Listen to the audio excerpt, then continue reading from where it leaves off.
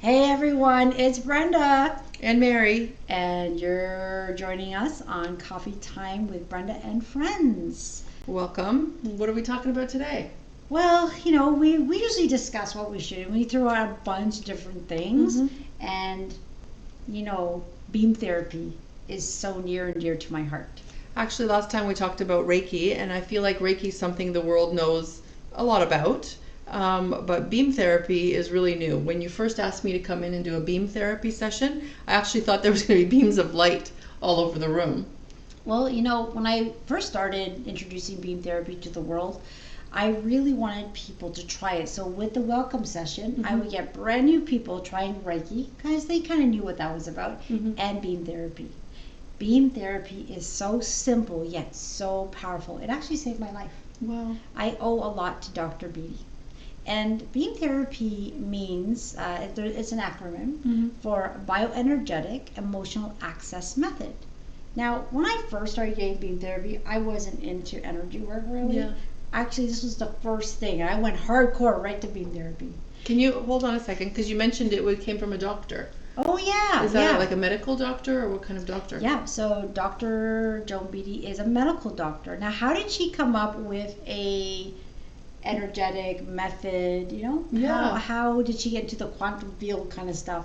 Well, she was in her 20s working as a medical doctor in Africa. She was called a fly-in doctor. So they would work in villages. In the African quiet night sky, she would hear voices, and she's like, I'm a medical doctor, I don't hear voices. So she thought it was very odd and ignored them.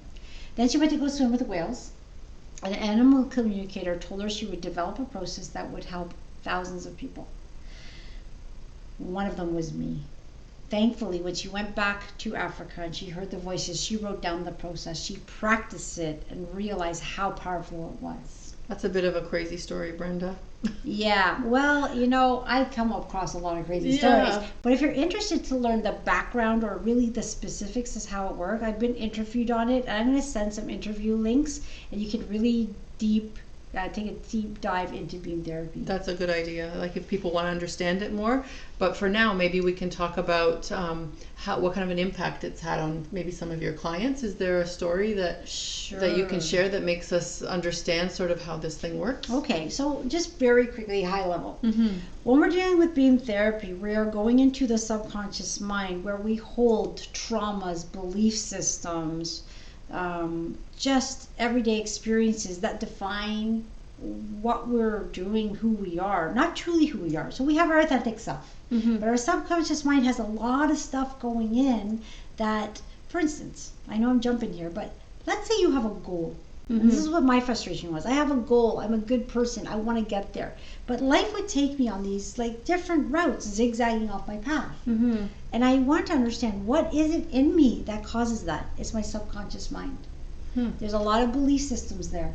There's a lot of hurts there that tell me something differently. So these could be things that have happened in our life that we don't even know that, or maybe we don't even remember. Exactly. So when we were presenting beam therapy to someone, we have this layer coming up for release, but that layer is going very specifically to the subconscious to release those energy patterns or thoughts that are no longer serving you. That's kind of really exciting, because you can go to therapy for I don't know how many years, and you're kind of working in your conscious brain. Even some of the coaching I do, we're talking about strategies and trying different things. That's all in your conscious brain. But if your subconscious brain is holding you back, then that's really not something I can do about anything by myself. Is that right? Exactly. Actually, I had somebody do one beam therapy with me, and she said she had so many changes in her perception and life that it amounted to it did more benefit to her with one beam therapy than 80 sessions of psychotherapy. Now, I'm not against talk therapy, but that came from a client who has done that and came out with beam therapy with a totally different look. Now, when we heal, we heal in layers, and we're all unique. The reason I don't put these fantastic stories, and I have many, of what clients having 180 shifts is because then someone like me who has a lot to let go might get really defeated or upset. Like, why does someone get to have this 180 switch? Yeah. And then I have to go through so many sessions, yes. Yeah. right? So let me give you an example. Mm-hmm. I have two brewing up, and now I feel like talking about the donut one. This one's well, we're almost out of time, so pick the short one. All right, the donut one's the short one. Okay. So this one's kind of neat. This lady comes, and she's coming for beam therapy. She's releasing a lot, doing really well. But during a session, she has this memory that comes up for release. And she's about 2-3 years old, and she can smell donuts. She can see this big pink donut in front of her, and she's crying because she can't find her parents. Very terrified. Now that trauma stayed with her, and it was releasing during a beam therapy. Well, she goes, that's really weird. I forgot about that. Like, I kind of remember, but I totally forgot about that.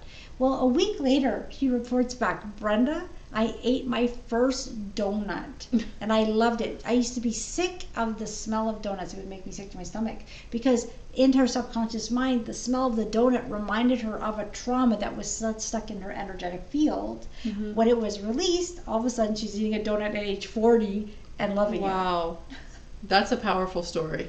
Yeah, and to me that's a very simple healing. Yes. Obviously there's lots of bigger ones which we can get into maybe in our healing stories as we do these. Yeah. I can bring in examples of really profound changes for people. What was your experience with beam therapy? I've had 4 or 5 sessions, and I would say, like, if I looked at my life now versus when I first came to you, I am better. Things are going more my way. Things aren't as cloudy. I don't feel like I'm digging myself out of a hole every day.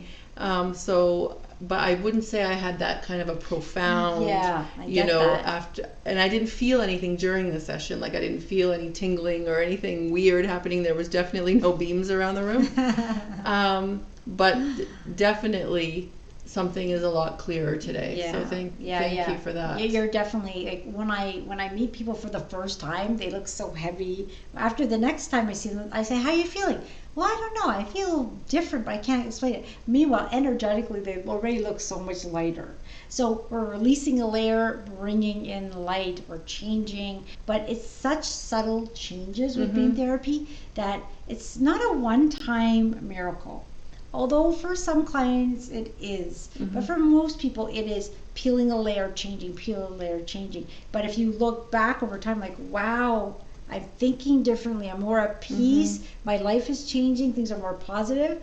That was more my journey with beam therapy. And I guess you just have to come into it open-minded, and maybe I didn't need to understand all the science, and I didn't have to understand the story of where it came from, and that even a medical doctor invented this thing. I just was ready to try something new. Yeah. So I went into it with an open mind, but still I'm skeptical about these kind of things and how they work. But you know what? If it's helping, I'm going to give it a go. Yeah, so just come in with an open eye. There's nothing you really need to do. And it is for everyone, including children, completely safe because it is working with your higher self. A lot of kids have shifted to really beautiful states. I get a lot of things from clients the parents that were so worried about their children. So more information, where can we get more information? So I am going to send you a link to the website which explains beam therapy, also brings you to Dr. B's website if you're interested. And to, I believe there's 1 or 2 interviews out there about beam therapy. I'm going to send those. And if you want to click on them, learn more. Or if you just want to dive in and have a session, book one. And can you remind us, is it one-on-one or can this be done over a video? It can be done, so it's one-on-one. I only can work with one client at a time. But it can be done in person, but it also can be done on video by distance. Okay. But there is interaction, so we do need the videos open so I can show you what you need to do. Yeah, okay, good information. All right, thanks everyone. That one was, I love beam therapy. I can talk about it forever. Yeah. So I'm glad we somewhat condensed it because I could have talked for an hour. That's awesome. Let's see if I can go get myself one before I have to go home. All right, perfect. Thanks everyone. Take care. And we'll be back soon. Bye-bye.